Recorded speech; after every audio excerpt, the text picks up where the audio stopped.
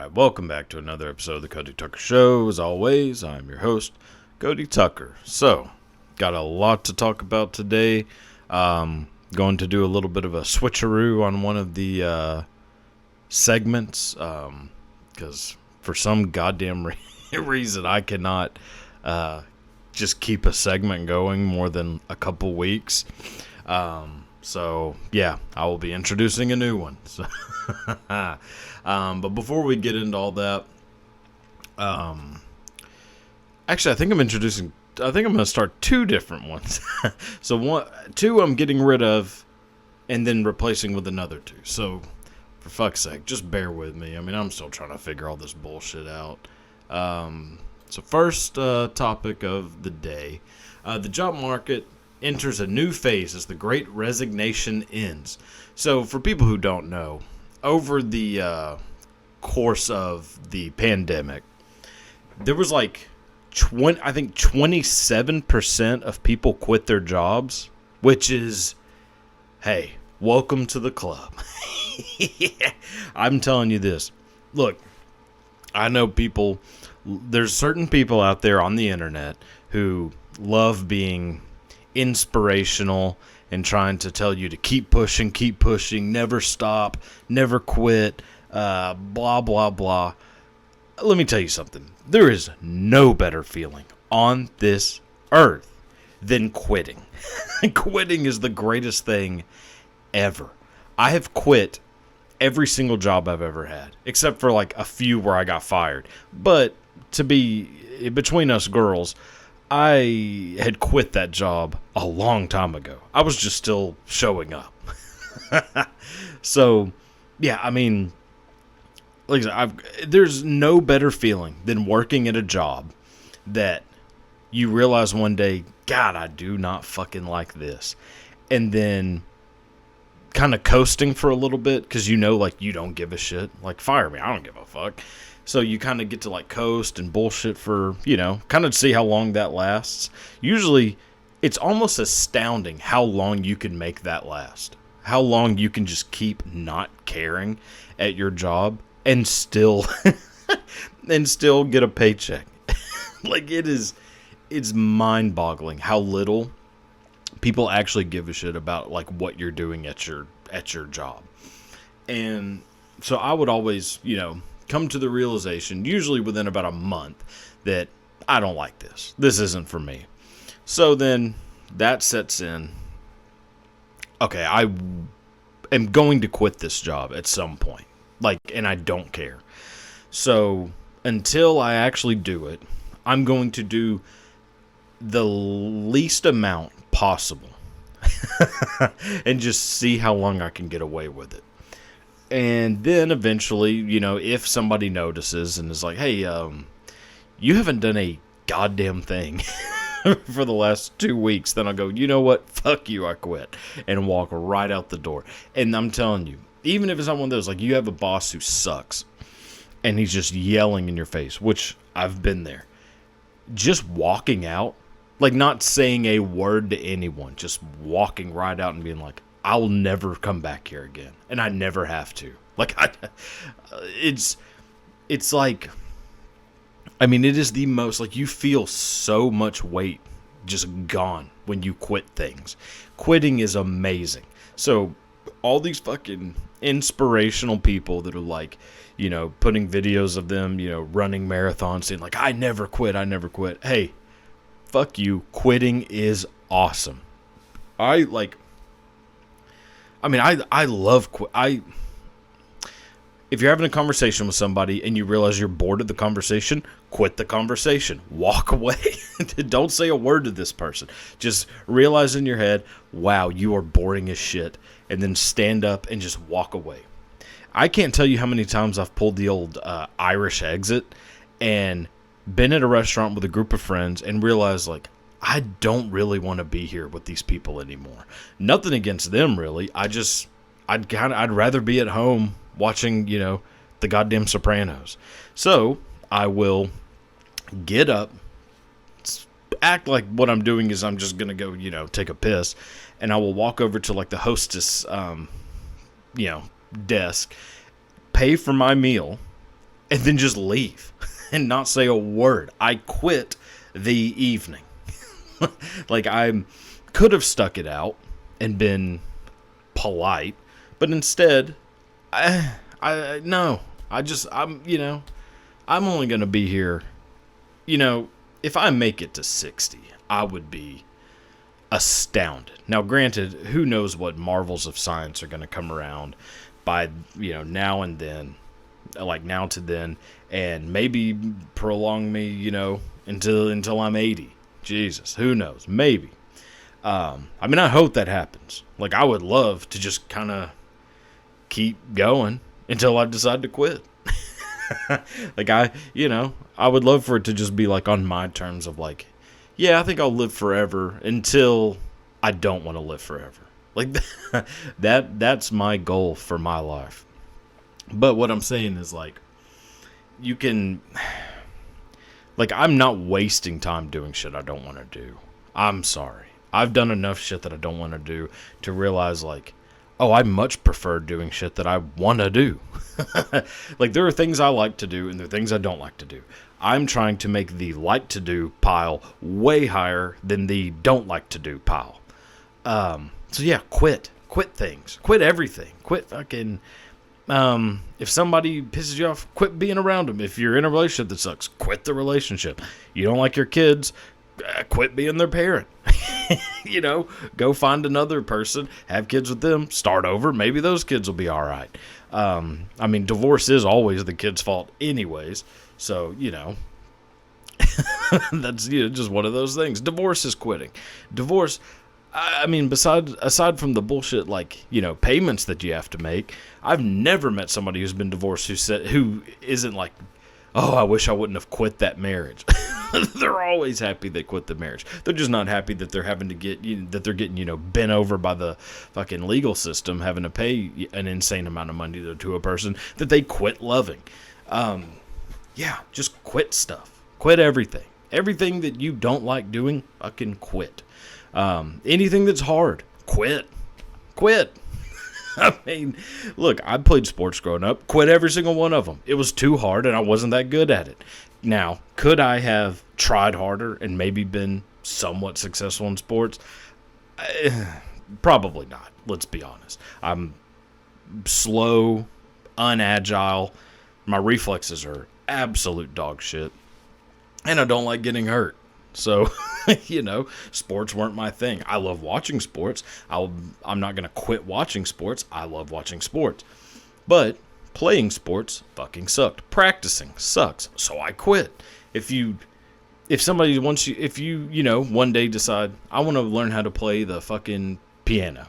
And then you're a couple weeks in, you're like, I don't think I really like the piano. Don't fucking keep making yourself play the piano. Fucking quit. If it was meant for you to play the piano, then once you're playing, you would end up liking it, and quitting isn't on your mind. Quit things. Quit your job. If you do not like your job, quit. There's another job out there, and if enough people quit their jobs, granted, things will get real bad for a little bit. Let's not be completely foolish here. Things will get real bad before they get better. But they will get better because people will realize, people who own these businesses would think, I used to have 8,000 employees. Now I have 6. I don't know why that happened. They will start to examine why their business is gone and realize, oh, they hated working here. Why did they hate working here? They weren't getting paid enough. Their bosses suck ass.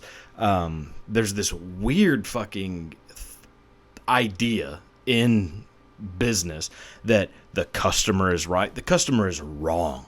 Always. Almost always wrong. Sometimes maybe. Customers don't know what the fuck they're talking about. They don't know as much as the people who work at that place. So they are wrong. Like, people will realize, like, no, customers shouldn't be getting, like, treated like they're goddamn royalty. People, just because I go into a goddamn Bed Bath & Beyond doesn't mean they should be, sucking me off the entire way. That's what the Beyond section is for. I'm just saying, people need to just quit shit. I don't know really what I'm saying. If I'm just being honest. I think I'm making a valid point, but then again, if I go and replay this, it's probably going to sound like the ravings of a goddamn lunatic. Which, if the shoe fits, fuck it. So, anyways, there's my little rant for the day. Holy shit! Probably shouldn't have started off so intense, because, oh goddamn, I feel like there is a glisten coming off of my goddamn face right now. I tell you what. I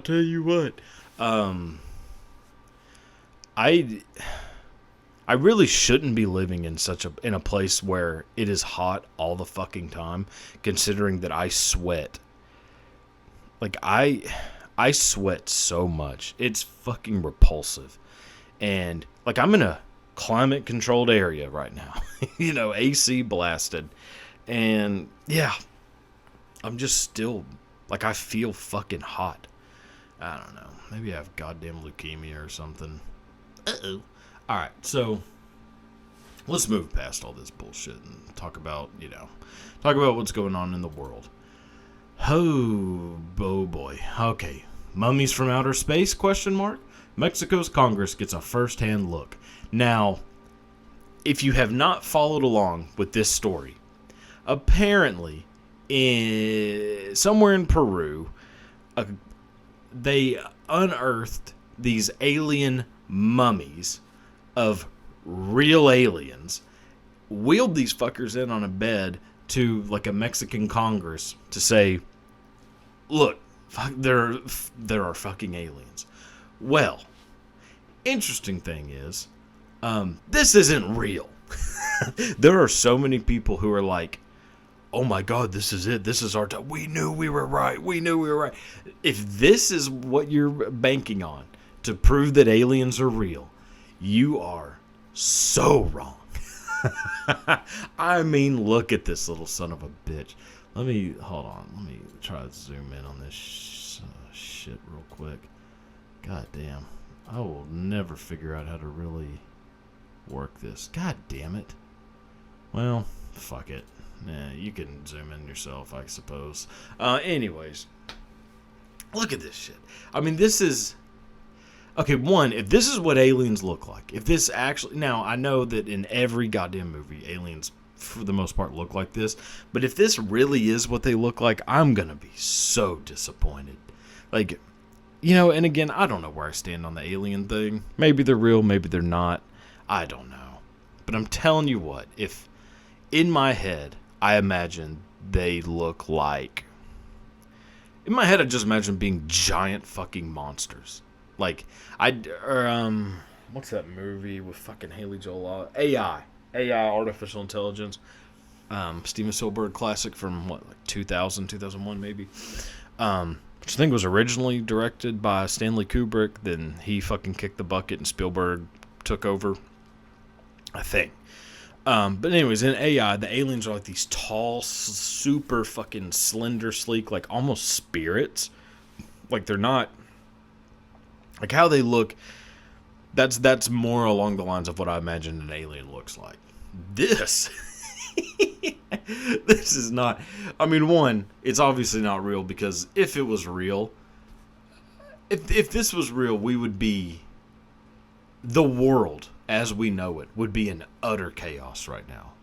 Because it would be, I mean, visually, this is the proof that we've needed. An actual body. The problem is that this is some shit a fucking 12-year-old made in art class. And they laid it on a bed and covered it in some goddamn dirt, probably in the parking lot on the way to the fucking Congress. Like, on the drive there, they were like, hey, shit, it looks a little too nice. And then they just started rubbing dirt on it and shit. Like, the same way, like, if you want to make a fake treasure map, you just crumble up the paper, maybe, like, rub some dirt on it, and you're like, oh, look, it's an ancient fucking scroll. This is that. So... Sorry to burst the bubble, but still ain't found no aliens yet. Alright, next. Oh, fuck. So Jan Winter, God, I think I'm saying that right. Jan Winter removed from Rock and Roll Hall of Fame board after saying black and female musicians aren't articulate enough for his new book. You fucking prick. So, I mean, I could go on about this son of a bitch.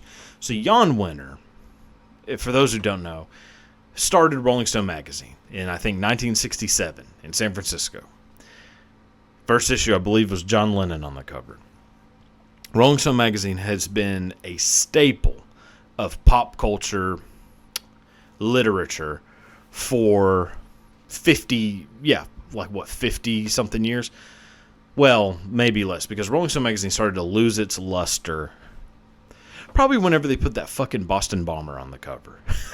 When they put old Zhokhar Zarniev on the cover of Rolling Stone magazine, I think that's kind of when the magazine went to shit. But there was like a big period throughout the 70s, 80s, 90s, even into the kind of early 2000s, where Rolling Stone magazine was like, I mean, that was the big, I mean, if you had the fucking songs written about the cover of the Rolling Stone. And like Peter Travers, like one of the greatest movie critics of all time, writing for Rolling Stone. Like, so every movie you saw was like, Rolling Stone's Peter Travers says, blah, blah, blah. But all the while, Jan Wenner has been an absolute egotistical, narcissistic piece of shit. He's one of those like snobs, these like music snobs, who really doesn't know shit about music. He just luckily was in the right place at the right time and has a pretty good business mind. That is undeniable. His business acumen is for sure undeniable. So, I mean, old Jan, I mean, if you just go back, so he's also, I believe, one of the founders of the Rock and Roll Hall of Fame, and that's been one of the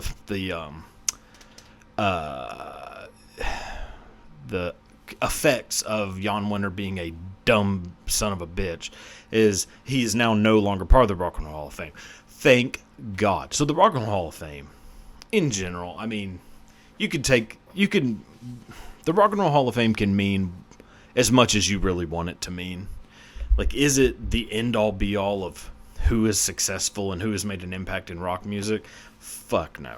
I've already done it a million times on here, but I've gone through the list of bands and artists who are not in the Rock and Roll Hall of Fame versus the ones who are, and it's like, yeah, this thing's fucking stupid.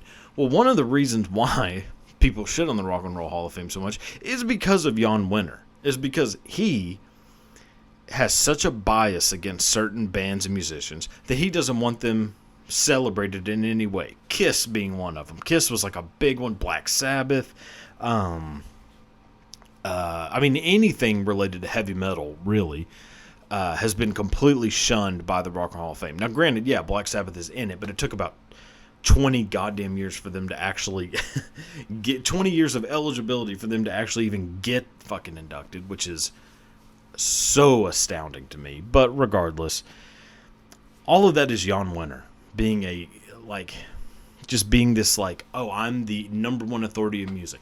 Now for him to be this guy who's allegedly this massive, celebrator of rock and roll, for him to think that black musicians aren't good enough for his book, even though they invented the goddamn genre. Like, hey, sorry, Jan. Elvis didn't really invent rock and roll. Now, was he there, like, basically at the ground floor? Yes. But was Elvis really inventing rock and roll, or did it already exist before Elvis? Yeah, it existed before Elvis. And guess who it was making rock and roll? Black dudes and black women. So for him to think that, like, and also Jan Wenner, if you look at like the people he fucking sucks dick over, it's like James Taylor, fucking who else? It's always like anybody that's like just kind of a pussy singer-songwriter type, which granted, I am a huge fan of that genre of music, but I'm not going to pretend like Jackson Browne and James Taylor are better than Black Sabbath and Iron Maiden. Fuck no. There is not a no. It isn't. It's not the way it is. Like, yeah, James Taylor, okay, meh. Jackson Browne, eh. I mean, now, granted, I'm a huge fan of Cat Stevens. Huge fan of, Elton John, I guess, kind of consider him in that genre. Huge fan of Carly Simon. Was it Carole King? Like, there's a lot of people in that genre. Gordon Lightfoot. There's a lot of people in that singer-songwriter genre that Jan Winter just loses his shit about, that I'm also a fan of. Now, granted, Rolling Stone magazine has gone to complete shit, and I don't know how much of that is Jan Winter. I don't think he really has much to do with Rolling Stone magazine anymore. But if you look at it, like, it is... It's so bad now. Like, it's such a... The people who are writing for Rolling Stone magazine don't have a fucking clue what they're talking about.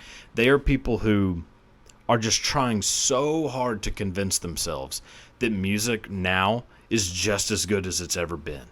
They're like I was looking, they do those lists, like the 100 greatest blah blah blah. I was looking at like the 100, they did a list a while back, the 100 greatest debut albums, and they had like Cardi B's debut album in like, I think, the top 20.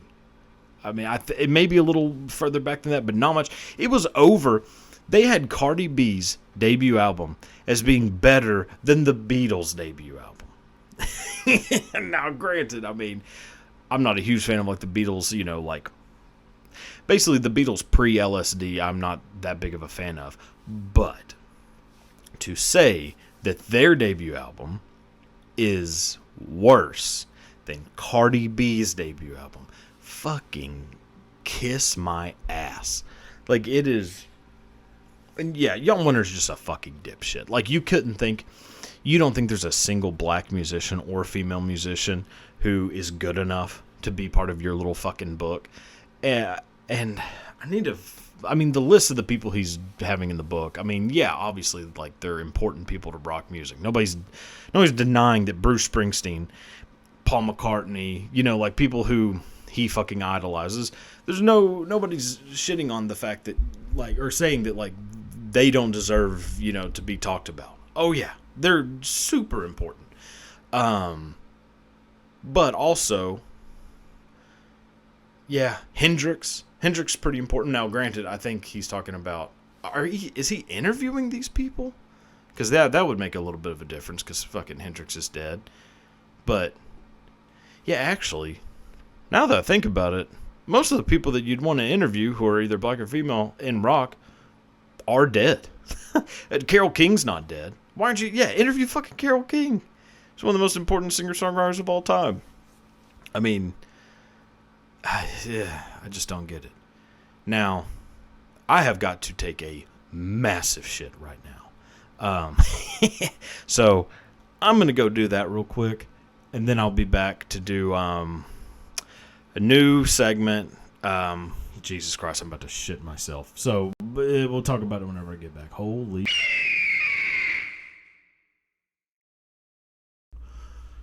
Whew. Oh my God. Yeah. Jesus Christ. So what just happened in there was... I've never had something like that happen in my life. It was like somebody just pulled the fucking floor out. It was like whenever you see on the news when they show like a sinkhole forming in the middle of a street, and everybody's just minding their own business, everything's going normal, and then just out of nowhere there's an 80-foot fucking hole in the ground and just utter devastation. That's basically what just happened. Oh my God. Yeah, I had to have a fucking cigarette after that one. Holy shit. So anyways, I don't mean to just carry on about my defecation, but actually, now that I think about it, this is a perfect segue to, holy shit, to the new segment I'm introducing. So, getting rid of the hot takes thing, fuck that. I realized pretty quick that I really didn't have a whole lot. I had much less of a... I had much less hot take I didn't have a very strong list. That's what I'll say. I'll admit it. I will admit my faults. So what I'm going to do instead is just talk about something that I thoroughly enjoy talking about, which is movies. And to kind of table the segment like this movie sucks, but you should watch it because I think it's good. That whole bullshit segment, I'm just going to do a thing that incorporating two things I love doing. The artiste side of me loves film and movies. The mildly autistic side of me loves making lists. So, mash them all together and introducing, not just movie related actually. I mean, a lot of these are going to be movie related, but I might throw in a couple that aren't movie related. Just depends. But it's going to be my Mount Rushmore. It's a thing that I like asking people anytime something comes up, whether it's a certain genre of movies, an actor, a director, a genre of music, food. I mean, whatever it is, I like making a Mount Rushmore. Like, who's your Mount Rushmore of blank? Like, what is your Mount Rushmore of blank? So, that being said, this is going to be the first one. I think this one's going to stick. If I had to, if I had to put some money on it, I think this one might do pretty well. Now, granted, I've thought that about every segment that I've done, and so far I think I've gone through about 12 of them. So maybe that'll just end up being a recurring, thing of the old podcast. Is I'm just constantly introducing and tabling segments. Well, fuck it, whatever. This one I think is going to be good because I feel like I can go on and on about this shit.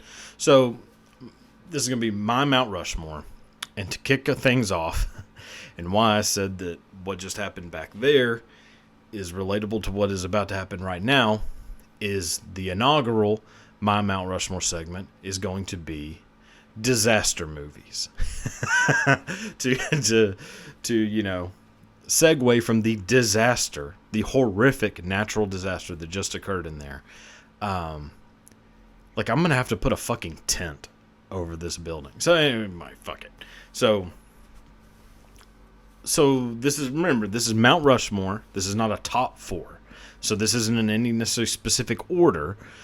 This is just like, if I were to get to make a Mount Rushmore of this, these are the 4 things that are going up there. My 4 things. Now, granted, I'm probably going to put some things on here that people are going to be like, what the fuck is wrong with you?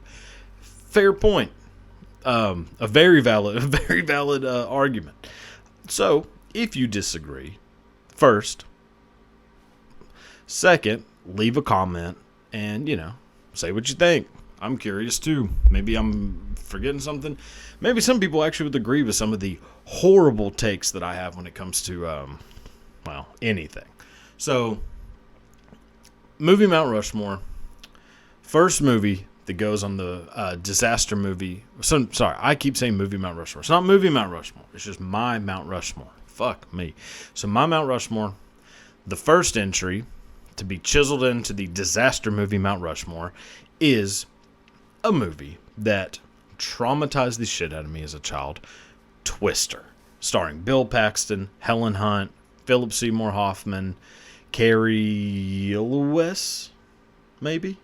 I think that's how you say it. Elwes, Carrie Elwes. I think that's about it. The fact that Philip Seymour Hoffman is in this movie is something that every time I watch it, I know he's in the goddamn thing, but it surprises me every time. I'm like, God damn, that's fucking Philip Seymour Hoffman. He was in fucking Twister. But I'm also a massive Bill Paxton fan as a fellow Texan. Bill Paxton's just one of those people that is like a staple of the state, even though universally not just massively well known. I mean, I guess everybody knows who Bill Paxton is. I don't know what the fuck I'm talking about. Anyways, Twister gave me a legitimate fear of tornadoes for a long time. Growing up in an area that is relatively tornado prone, and constantly being told in school, constantly having tornado drills, which I don't know if tornado drills are common throughout the U.S. I don't know if it's just in certain areas of the U.S. where they do tornado drills. But we had tornado drills, I feel, way too often. It was like not, it was not, so there's like a point where like it's, okay, like now we know what to do. And then you just keep doing it to the point where it's like, okay, is this really going to fucking happen to me? Because we're doing this all the time, so I feel like this is a real danger in my life. Turns out it isn't. The chances of being involved in a tornado are so fucking slim. But for some reason, school, teachers, whatever, and Twister implanted into my brain that I was going to be sucked up into the sky one day and never seen from again. Or that my parents were going to be sucked up into the sky. That my house was going to be destroyed. Granted, did grow up in a mobile home, which, oh yeah. I mean, there is nothing that is more, that will fuck up a kid more than watching the movie Twister. So another thing that would happen a lot, which it's a question of parenting, I would say. Not just parenting as in from my parents, but just the adults that are around me. Knowing that I was afraid of tornadoes, if I was ever in a situation where I was at a family member's house, which granted all my family lived in mobile homes, yeah, the real elite of my community. When there was like the signs of a storm coming, and I would be fucking terrified out of my mind. It always seemed like it was one of the adults' ideas to just say, hey, you want to watch a movie? It'll make you feel better. And it was always goddamn Twister. And they were doing this just to fucking destroy me. And it worked very well. It actually still kind of does. Like, when storms are really bad here, there is still part of me that's like, should I be getting in my vehicle and like trying to leave town? Like it does. I don't know. Like, now granted, I'm not like crying and shit about it anymore, but you know, still. So Twister, that's for sure getting chiseled up there on the Mount Rushmore disaster movies. Number 2, give me 2, is a movie that, as terrifying as Twister was, even though it's not likely to happen, this is a movie, also a disaster movie, that kind of fucked with my head as a kid, that is even less likely to happen. And that is a movie called Dante's Peak, starring Pierce Brosnan and, what's her name, Linda Hamilton? It is Linda Hamilton, isn't it? Yes, Linda Hamilton, Pierce Brosnan. I believe 1997. Oh, I probably should have looked some of this shit up before I did this. 1997, I think. Yes, because then Volcano, I think, is 1998, and Volcano's the shittier one with Tommy Lee Jones and Anne Heche, I think. Fuck. I'm pretty sure that I'm right about this. Anyways, I didn't watch Volcano as a kid. I didn't see that until I was an adult. But I watched Dante's Peak so many times as a kid. And it, of course, in my stupid fucking head, made me think that lava was going to be a real problem for me growing up. That I was going to have to be like scared of lava and magma. This is another thing that I feel like we talked about in school way more than we should have. I feel like we talked about volcanoes and what lava and magma is way too much. I didn't learn anything of value in school, but goddamn, we sure spent what I feel like was about 6 years talking about how volcanoes work. and I mean, unless I'm wrong, I think I'm like at least 1,000 miles away from the nearest volcano, if I had to guess. But for some reason, again, fucking school, public school, and Dante's Peak had me legitimately shook that I was going to be in a situation where I'm surrounded by, you know, fiery, liquid hot magma and would have no way of escaping. Like, lava. So for kids that grew up in like the late 90s, early 2000s, lava is our version of people that grew up in the 70s in quicksand. So like 70s kids, they had quicksand constantly. Like you ask anybody that like grew up in the 70s, even maybe until like the early 80s, they have a real fear of quicksand. And you ask any kid around my age, or any adult around my age, you ask any adult around my age, like what their version of that is, it's lava. Like I was petrified that a volcano was going to erupt somewhere in the flatness of East Texas, that there must have been some fucking massive volcano I was unaware of that was going to send just millions of gallons of fucking, hellfire, lava just running through our town. Yeah, I think the people who actually live right next to volcanoes don't really worry about volcanoes. I mean, what volcano, other than, I think Mount St. Helens erupted in, I think, 1980. I believe that's right. Mount St. Helens in 1980. Other than that one, I've never heard of a volcano erupting in the U.S. Ever. I mean, I know, like, I think Hawaii maybe has it stuff, but Hawaii is a volcano, I think. And then there was, like, the one that had all the flights grounded back in, like, 2010. I think it was in Greenland or Iceland. Iceland. There was a volcano, I think, in Iceland that kind of fucked some things up. But even then, it was not like Dante's Peak. Dante's Peak made lava seem like it had a mind of its own and could, like, sneak up on you. Okay, but anyways, Dante's Peak deserves to be on there. Let me speed through these last two because I did not realize I was going to talk about fucking Dante's Peak and Twister that long. Next one, number 3 on the Mount Rushmore of disaster movies, a 2002 classic starring Jake Gyllenhaal, Dennis Quaid, Emily Rossum, and, well, that's about it. Dash Mihawk is also in it. The Day After Tomorrow. I believe directed by... Oh, shit. See, I'm trying to do all this off the dome, which I think was a mistake. Because... Shit, what is his name? He also directed Independence Day. Roland Emmerich. There we go. Oh, yes. It does feel good to, like, get that to come out. So, directed by Roland Emmerich. Day After Tomorrow. A classic about a ice age caused by global warming. Where Dennis Quaid, he knows the secrets to the world. He knows the secrets to Earth and its balance, and how the balance is tilting in one way, and no one will listen to him. And sure enough, he was right all along. And then eventually they listened to him and realized, oh, we should have listened to you all along, but unfortunately we didn't. And now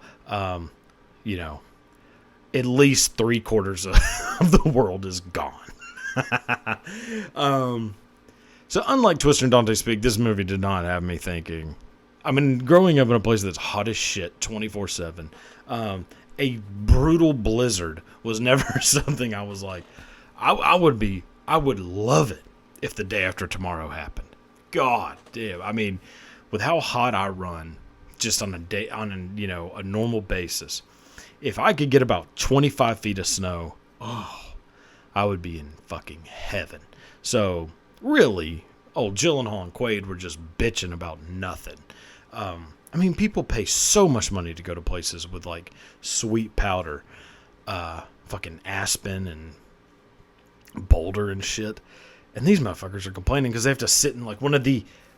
I mean, granted, maybe I'm just kind of a weird fucking nerd, but getting snowed in to, like, a historic library and just sitting by a fire reading sounds like that's what I want retirement to be. If I ever, if I reach the age where I can retire, that's what I want. That's what I want for the rest of my life.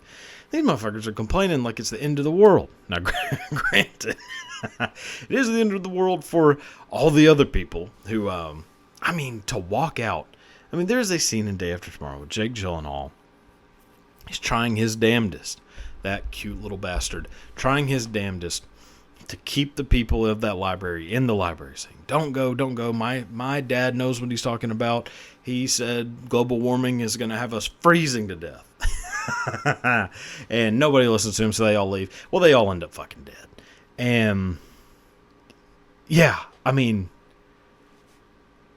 I don't know. I've never understood it. Like, people making just such stupid decisions in movies is something that I'll never really, I don't think I'll ever fully comprehend. But, so yeah, Day After Tomorrow, number 3. And then number 4, I think this is the one that's going to get, I think this is the one that's going to fuck people up a little bit. And probably get me fucking, just ridiculed in the old comments. And it is I believe 2009, again, classic, starring the nephew of Francis Ford Coppola, Nicholas Coppola, aka Nicolas Cage. The film is Knowing. Now, I know that if you were to Google disaster movies, if you were to Google what are the top 100 disaster movies, you'd have to scroll down real far before they start scraping the bottom of the barrel and you get to Knowing. So it is probably weird that I would put this on the Mount Rushmore.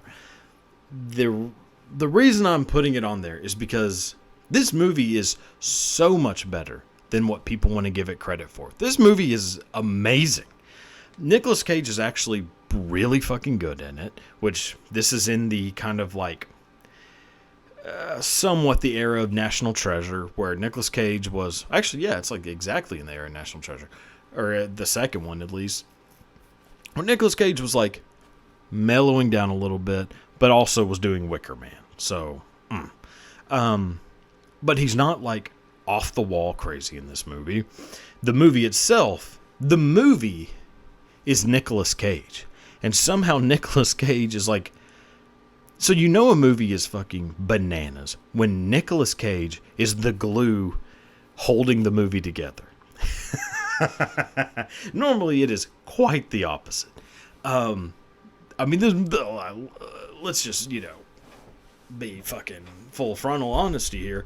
This movie's not as great as I'm wanting it. This movie's not as good as I'm wanting to make it out to seem. This movie is a movie that I personally enjoy a lot. I love anything biblical, anything that has to do with the end of the world, the apocalypse. Like, I'm a sucker for any kind of like Bible mythology, and like, I mean, it's probably the reason why I love like possession movies and anything that involves like the Catholic Church in a movie. Which, Spotlight. Yeah. Like, I'm a sucker for any of that. So like, and I'm also a sucker for like codes and trying to. I mean, this movie has everything that I like in a movie. It has suspense, pretty decent. I mean, the special effects in this movie are amazing. There's a plane crash scene in this movie that is, I think, might be one of the greatest uses of CGI ever in a movie. Like, and that ain't no bullshit now.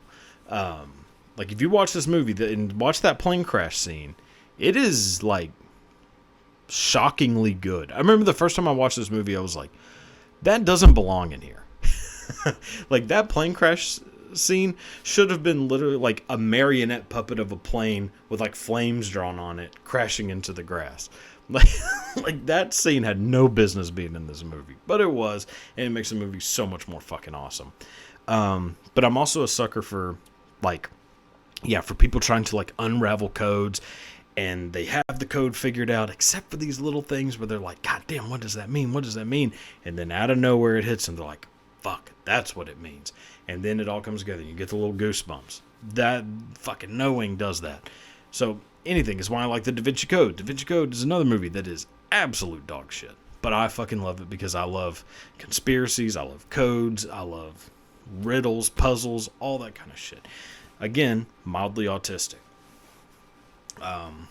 So yeah, I mean, that would be the Mount Rushmore. Carve It Up, Twister, Dante's Peak, Day After Tomorrow, Knowing. All right, time to move on and wrap this sumbitch up. Well, actually, 2 more seconds. All right, so the time for the segment. where that come from. This is one that has, been doing pretty good, which I'm glad, because I did not know whether people would find this kind of shit interesting, or maybe I'm like the only one.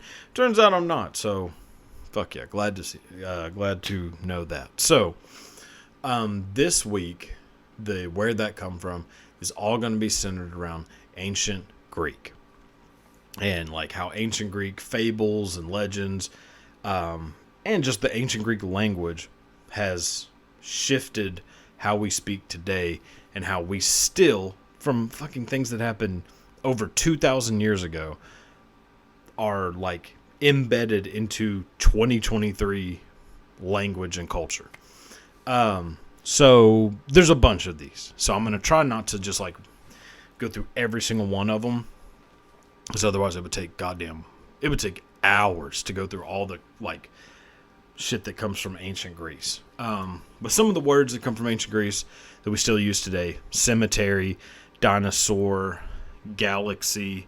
Like the idea of the Milky Way galaxy comes from ancient Greek mythology of, I think it was Hercules, like, or it was Hera, I believe, nursing a baby, and then she looks and it's not really the baby, so she goes, oh fuck, and then her tit milk, splashes everywhere, creates the Milky Way galaxy. I'm butchering that one, but that's one that I'm like kind of remembering. But yeah, so cemetery, dinosaur, galaxy. There's a bunch of those kind of words that come from ancient Greek. Then there's kind of like ancient Greek stories that have like kind of played a role into like today's world. So this one is somewhat well known, but maybe not known to everybody. So during this would be during one of the many Greek wars, a fella by the name of Pheidippides, messenger Pheidippides, was running from a battlefield to Athens to deliver a message that the Persians had defeated the Athenians. So, recap, Persians are whooping the shit out of the Athenians, beat them. Pheidippides is like, shit, gotta warn them. I gotta warn the people of Athens, the rulers of Athens, that things went south. So Pheidippides hauls ass out of there, runs from that battlefield to Athens to warn them that shit, we just lost. Well, the city that he ran from, so actually reverse. So he ends up running all this distance and dies. He runs this whole way and delivers the message, and from sheer exhaustion kicks the bucket. The distance he ran was 26.1 miles. The city that he ran from was the city of Marathon. So that is why we still hold, all across the U.S. and across the world really, events where people run 26.1 miles, and it is called a marathon. But again, that's one that I think a lot of people know that. So I get it if you're like, oh, fucking already knew it, which is a thing that has just flooded the comments. Like, everybody knows this. Well, no. Congratulations for you knowing it. Not everyone does. So anyway, so there's that. Then there's Greek words that, again, have like their words and like the kind of morphing of the words have changed the way we speak today. So in ancient Greece, the city-states, which is what they had, Athens, Troy, Sparta, all these areas were known as city-states. So not really countries, not states, not cities. They were city-states, had their own government, but they're all still part of Greece, like the Hellenistic world. They referred to these places as a polis. The polis was the city. So when you see like Acropolis, Polis, the polis, well, we still use that in today's world. So that is why the capital of Indiana is Indianapolis. And then in Minnesota, there's Minneapolis. In Maryland, there's Annapolis. We still use that shit now. Polis, polis, to refer to a city. But also, the people who guard the city and protect the city are the police. The people who rule the city, create the laws for the city, the people who govern the city, are the politicians. So politician, police, politics, all of that comes from the Greek word polis, which means city, which we still use in regards to like Indianapolis and Minneapolis. So that all comes from 2,000 years ago, more than 2,000 years ago in ancient Greece.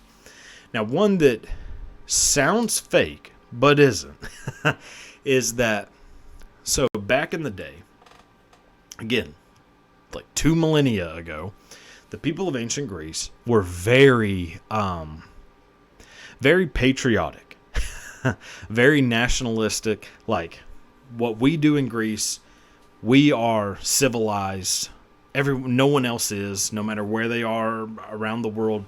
No one else has the civilization, like the intellect, the commerce, the education, the like nobody has the values, the ethics, government, like all these things that create a culture, a civilization.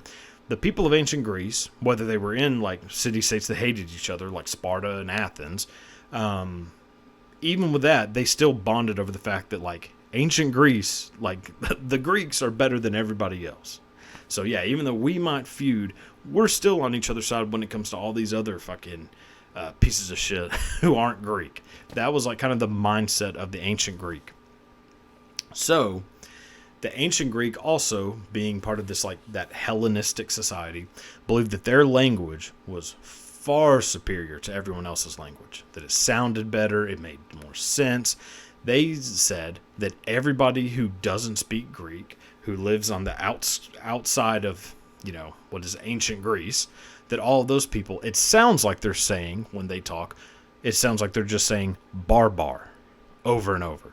Like, that's what they believe, like the people, like, you know, parts of like Asia Minor and like the Gauls, the Goths, the Visigoths, whatever. All these people of, you know, surrounding Europe and even parts of Asia and Africa, who they would just joke and say like, oh, those are the people who say barbar.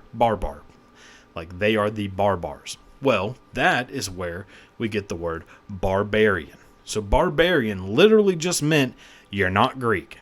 You don't speak Greek. Like, you don't speak Greek, you don't sound Greek, you don't look Greek. It sounds like you're saying barbar. So we're going to call you a barbar, and your whole fucking world is barbaric, and you are a barbarian. So, yeah, hopefully that is interesting to fucking at least somebody besides me. Goddamn, I hope so. Alright, so now moving on to, I believe, everyone's favorite section of the day, half-ass history. One here.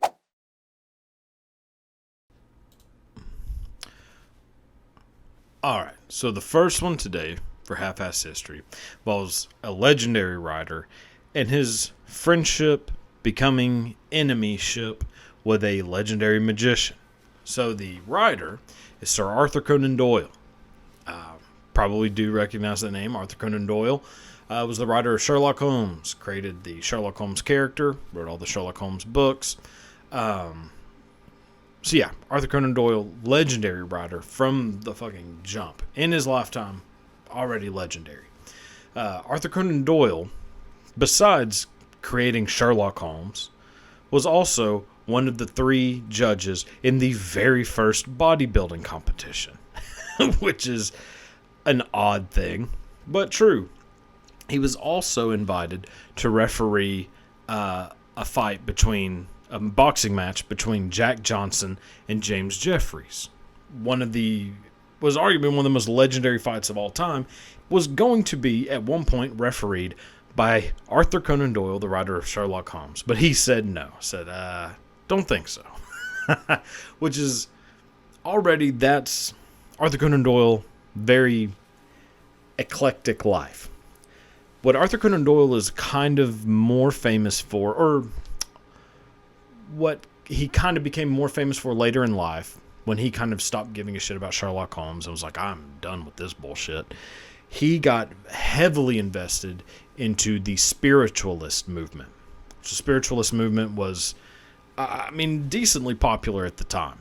Like late 1800s to early 1900s, there were people like Aleister Crowley, Arthur Conan Doyle, Lots of like these people who were kind of looking into like kind of pagan mythologies and mysticism, the occult, and Arthur Conan Doyle became obsessed with it. Arthur Conan Doyle also believed that fairies existed, and his belief in it came from this series of photos depicting like a young girl with actual fairies. Now, it turns out it was just complete, basically early beginning stages of Photoshop. But Arthur Conan Doyle, I bring this up because Arthur Conan Doyle was a very gullible person. So, yeah, he believed in fairies because he saw one picture of a girl with a bunch of fairies, a couple fairies next to her. Now, granted, if I saw that in, 1901, I probably would be losing my mind too. They didn't know Photoshop was, they didn't know people were doing trick photography. Like, they just saw this and were like, oh my God, there are pictures of fairies. So, that one's kind of understandable. But Arthur Conan Doyle basically believed anything that involved spiritualism and mysticism and anything like that. One subculture of the spiritualist movement that Arthur Conan Doyle became heavily involved in was the practice of seances. So Arthur Conan Doyle became completely fascinated by the practice of like holding a seance and being able to communicate with the spirits of the dead. He wholeheartedly believed that it was real. Around this time, he became friends with a magician by the name of Harry Houdini. Harry Houdini was much more of a skeptical person. As somebody who, practiced magic, knew that basically people who are magicians, like Harry Houdini, tend to be able to spot out phonies quicker than most people because their art form is based on basically tricking people and deception, but like fun deception. So they're also really good at pointing out when another person is doing that. That's why a lot of magicians can easily like tell you how a trick is done, even if they didn't know how it was done beforehand. If they just watched someone do it, they could say, "Oh, that's how they did it," because they know what to look for in the little signs, the sleight of hand, all these things that the normal person does not know. Harry Houdini, being one of the greatest magicians of all time, he's initially very skeptical to the idea of a seance. But his mother had died, and Arthur Conan Doyle, being his friend, is like, "Well, we can communicate with your mother. Like, I can." My daughter is a highly skilled communicator of the dead and can host a seance. I'll be there, you'll be there, and you can communicate with your dead mother. So Harry Houdini says, all right, let's do it. They do the seance. Now, the seance is like working, as far as Arthur Conan Doyle is concerned. And Harry Houdini begins to start speaking to his mother through Arthur Conan Doyle's daughter. What Houdini found to be a little odd is that his mother was speaking to him. So basically what would happen was Houdini would, say something to Doyle's daughter. She would talk to the mom, and then whatever Arthur Conan Doyle's daughter wrote down is what Houdini's mom was saying. What Houdini found a little odd is that what she was writing down was all in perfect English. Harry Houdini, being born in Budapest, Hungary, had a mother who did not speak English. So that already kind of raised a red flag of like, that's odd. And in the entire seance, his mother failed to mention that day that they were doing the seance was her birthday. So it just never came up on her side of the conversation. So Harry Houdini basically was like, my friend who I trusted in, who said that he could, give me this like peace of mind with my mother, lied to me and knew that this was all phony. Like Arthur Conan Doyle knew that this is bullshit. I mean, that's what Harry Houdini believed, that Arthur Conan Doyle knew what was going on and was just fucking tricking people. So that led Harry Houdini to become a very prominent figure in the anti-spiritualist movement, where Houdini made it like basically his, like, one of his lifelong passions to debunk people who were screwing people over. Like all the types of people who like do those cold readings with like, I'm hearing a name, Michael Martin, and people are like, my neighbor's name is Martin, and they're like, he loves you. Holy shit! Like those people, Houdini was like, no, you're not getting away with this. So that's what Houdini spent like a large portion of his life doing after this run-in with Arthur Conan Doyle, and they fucking hated each other for the rest of their lives. Fucking absolutely hated each other, because Arthur Conan Doyle was like, this is like what his life became, and Houdini immediately just starts shitting all over. Like, Arthur Conan Doyle was a fucking lunatic. Don't believe anything he says. He's lying to people. Houdini obviously ends up on the right side of history, and just another of a million reasons why Harry Houdini is one of the coolest human beings to ever live. So there's that. And the next one involves two fellas that I can almost guarantee you do not know you will not recognize these names, but what happened to them created a domino effect that changed the world. So the two guys that I'm talking about are Eckel Cole and Robert Walker. So Eckel Cole and Robert Walker were sanitation workers in Memphis, Tennessee. And on February 1st, 1968, they were working their routes, went to work. High chance of thunderstorms, like fuck it, going to work anyways. They're on the back of they're in the garbage truck, going around the streets of Memphis. And sure enough, it just starts shitting outside. Like it is full rain, massive thunderstorms. They are trying to get out of the rain. So they are like going around to like these different businesses on their route and asking like, hey, can we take shelter, come in, like, so we're not having to stand on the rain. Now remember, this is 1968 Memphis, Tennessee. So yeah, these businesses are not letting these two African-American men into their business. Eckel Cole and Robert Walker, of course, are African-American. In a time in this country, and in a specific place in this country, where segregation was full steam ahead.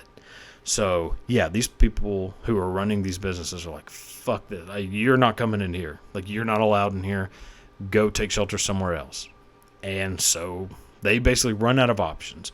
And so they end up just sitting in the back of their garbage truck, waiting for the storm to go away. Now, what happens is that the compactor on the truck malfunctions while they're in the back of it.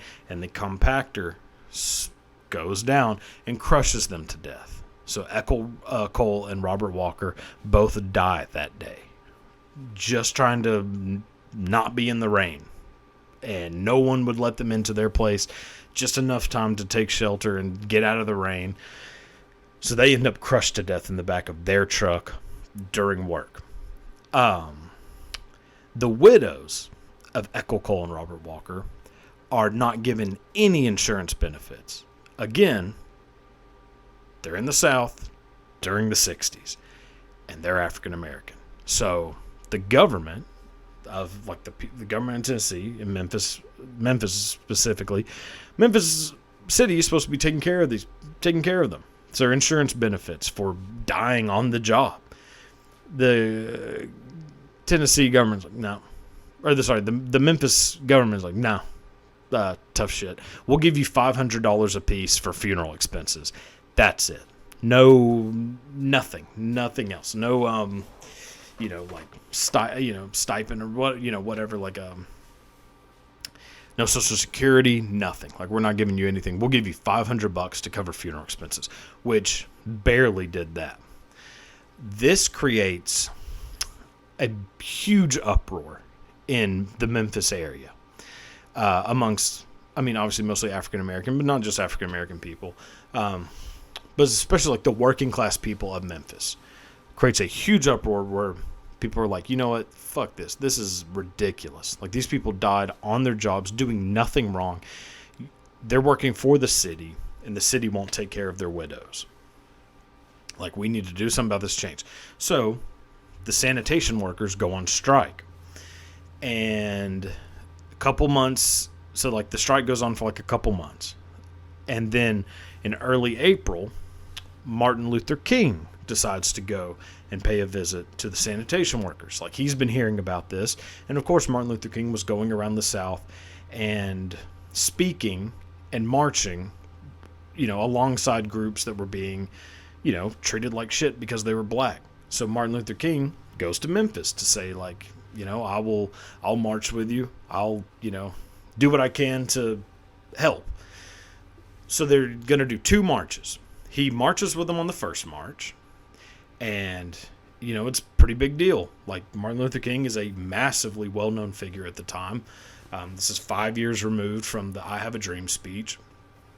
Martin Luther King is a guy who can, like, actually get things done by showing up to your city when something bad happens to, like, an African-American person, or in this case, 2 African-American people. So Martin Luther King is there, and then they're going to have a second march. And the second march is supposed to take place on April 5th, 1968.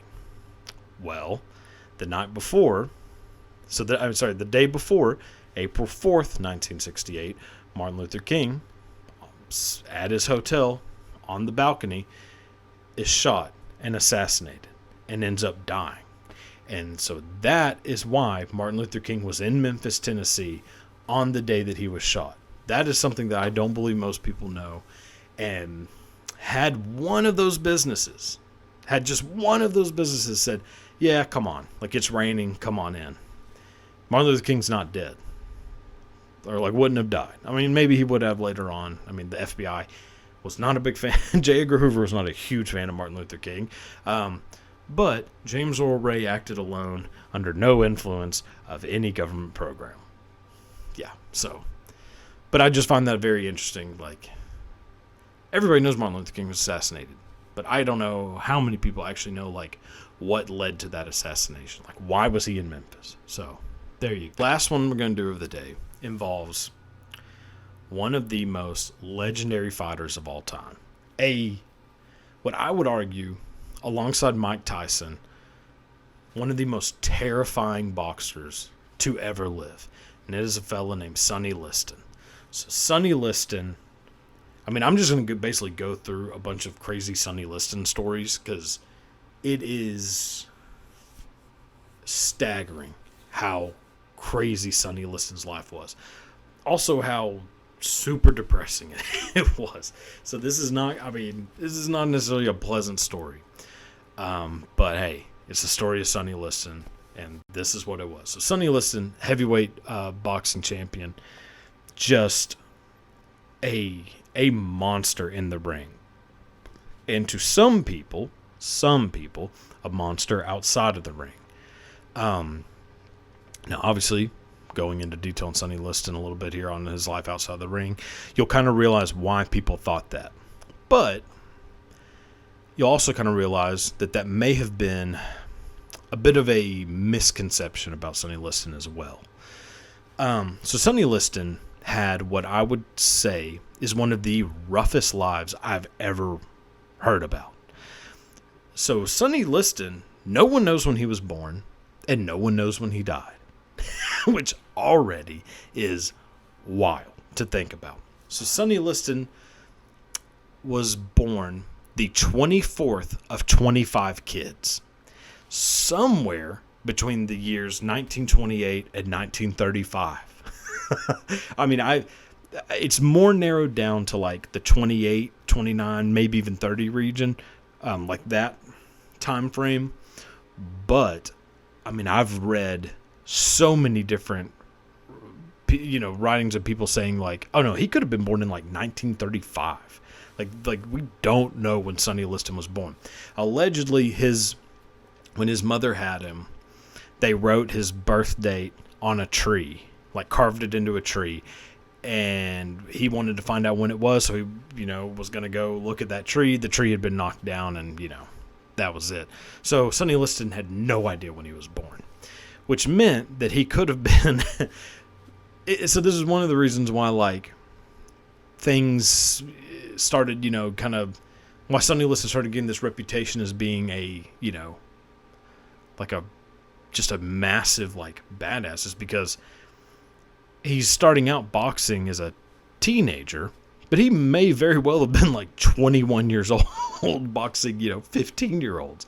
I mean, maybe not. I mean, he may have been actually 15 boxing 15-year-old and fighting 15-year-olds, but there's a good chance that he was like a grown man fighting teenagers. Who knows?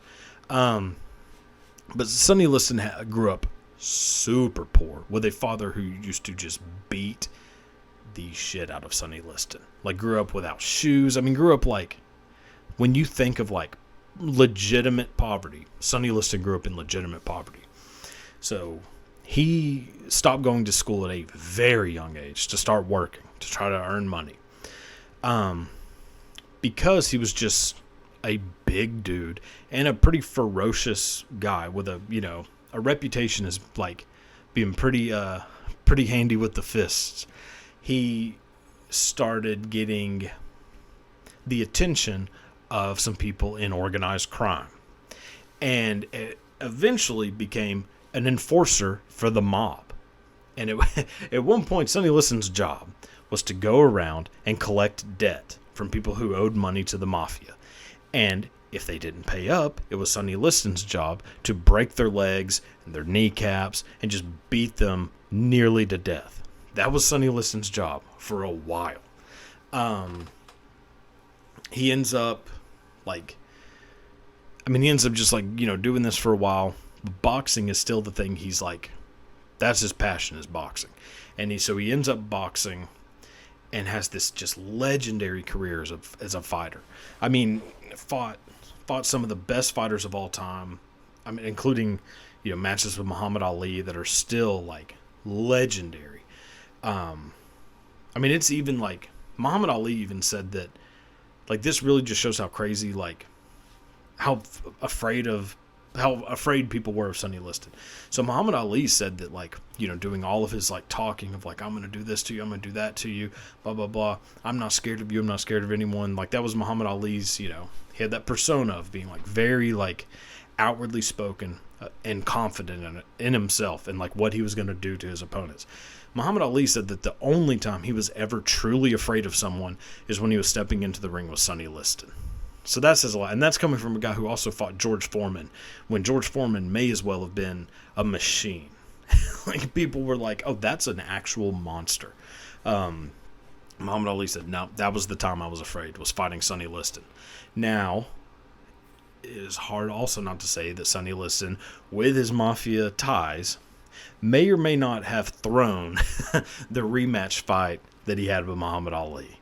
There's a lot of theories that Sonny Liston took a dive on that fight to, make some money through his, mafia connections. And if you watch the fight, I mean, again, I'm no boxing expert, but yeah, it sure looks like he threw the fight. And who knows, maybe he didn't, but it looks like he did. And him doing that, in a way, kind of like ruined his career. Like, losing that rematch against Muhammad Ali, it sent Muhammad Ali obviously into just the stratosphere, which he was already heading that way anyways, but it started knocking Sonny Liston down a peg. And this is at a time where the heavyweight division was just stacked with people. So, like, you couldn't afford to have a highly publicized loss like that. Yet Sonny Liston did. Sonny Liston, lost to Muhammad Ali. He ends up, like, the last fight of his career pretty much is against Chuck Wepner, who, I mean, Chuck Wepner is the guy that Rocky is based on. An Italian kind of street fella who ends up fighting Muhammad Ali, a.k.a. Apollo Creed. But yeah, Sonny Liston's last fight was with Chuck Wepner. And then Sonny Liston's life gets... So as bad as Sonny Liston's life was when it started, and then he has this rise in boxing, it went right back downhill. The fall was just as steep as the climb for Sonny Liston. So Sonny Liston ends up going to Vegas and goes right back to what he knows how to do, and that's working for the mob. Now, obviously, the mob, very active in Las Vegas at this time. And Sonny Liston his day job is doing like public appearances at casinos. which is a thing that actually quite a few retired athletes did. Like Mickey Mantle used to do that. Like, that's not a crazy thing for back then. But his other job was breaking legs and breaking kneecaps and beating people. So, like, you could owe money to the mob in Vegas and get brought into a room with heavyweight champion Sonny Liston, who was going to beat you within like an inch of your life. And then Sonny Liston was also allegedly selling cocaine and just, doing a lot of stuff. And in this time with the mob, it was a little bit different than the first go. With this time, he started making a lot of enemies, kind of in the mafia, outside of the mafia. Sonny Liston wasn't as like respected of a person at this time. Like, he had his fall from grace, and now he's doing this stuff, and so things just start going really bad for Sonny Liston. And at Christmas time, his wife is leaving to go on a little trip. When she comes back, she's like, where the fuck is my husband? I don't know where he is. Can't find him. Nobody's seen him. Well, they end up finding Sonny Liston. And when they find him, he has had a massive heroin overdose. And the thing about that is that Sonny Liston, for as like ferocious of a fighter as he was deathly afraid of needles. And there were no needles at the crime scene. But that is how he died, was an injection of heroin. That is oddly suspicious, that they did not find needles at the crime scene, or at the scene of his overdose, did not find any needles. This is a person who is the only thing in the world he's really terrified of are needles. But that's how he died. So it, of course, spreads all these rumors that it was a mafia hit, that he had done something to finally push some of the mafia fellas over the edge, and they took him out. And so whenever they find him, there's no telling, they don't know like exactly when he died, whatever. So nobody knows when he was born. Nobody knows exactly the time of his death or his birth. There was even a quote, there's a quote about Sonny Liston that I think sums up Sonny Liston. And it's just sad as shit, but it's true. It's Sonny Liston died the day he was born. And I mean, for all of like the glory Sonny Liston had, in boxing, I mean, if dude was just doomed from the start, it seems. So, boy, do I hate to go out on on such a bad note, but here it is. I mean, here we are, and well. Okay, so one thing I'll leave that's like a nice little fact about Sonny Liston. So, Sonny Liston, being just this ferocious guy, had a reputation of being a prickly character. Well, that reputation is mostly just with adults, because Sonny Liston found that in his life, people didn't really like him or care about him. They just saw him as an opportunity for themselves, whether it was the mafia saying, oh, look how big this guy is, let's use him as an enforcer, we don't want to give a shit about him, or him going into boxing, starts making quite a bit of money. Suddenly you have all those leeches coming back on Sonny Liston at the first time he's ever started to make any kind of money on his own. Well, Sonny Liston lived next to this couple who had like a couple young kids. And one of the things that like Sonny Liston loved to do is like hang out with that family and with their kids, and like let the kids like grab onto his biceps, and he would hold them and then swing them around. And that was like what most people say is the only time they ever saw Sonny Liston happy, is with these kids. And it's because those kids weren't looking for something out of Sonny Liston. They just saw him as like, oh, that's our neighbor, he's a big guy, like this is fun, let's do this. Like, he saw these kids as being people who don't have it in them to manipulate someone to get something out of them. And so yeah, I think there's something like very nice about that. But God, it's still so sad. I mean, his life is so bad. But hey, that's Sonny Liston. And if you ever want to find something crazy, go on YouTube and look up Sonny Liston, Muhammad Ali, Casino. Apparently, Muhammad Ali, when they were going to fight, Muhammad Ali's really trying to get under Sonny Liston's skin, and starts showing up at Sonny Liston's house in the middle of the night in his bus with a megaphone, just screaming out at Sonny Liston, waking him up at 2 in the morning, 3 in the morning, Sonny Liston just starts getting real fed up with this, but doesn't say anything. Like, Sonny Liston is not a talker at all. Well, there's one time where Sonny Liston's at a casino, at a table, and Muhammad Ali sees him, walks up to him, and is just going off on him in his face. Well, Sonny Liston, I think, is wearing a bathrobe. It looks like he's wearing a bathrobe. Reaches in, pulls out a handgun, and just starts shooting it at Muhammad Ali. Now, granted, the gun is holding blanks. But Muhammad Ali does not know this. And trust me, Muhammad Ali knows Sonny Liston's reputation with the mafia. Everyone did. So Muhammad Ali is hauling ass out of that casino while Sonny Liston is just going, just shooting at Muhammad Ali with a handgun that everybody thinks is real. Everyone in that casino thinks it's real, except Sonny Liston is like, yeah, it's fucking blanks. But yeah, so if you ever have a chance, just watch that video because it is amazing. Well, that'll do it for this episode. Hope you all enjoyed. Be sure to like and subscribe, of course, and go buy a t-shirt and all that stuff. Until next time, goodbye.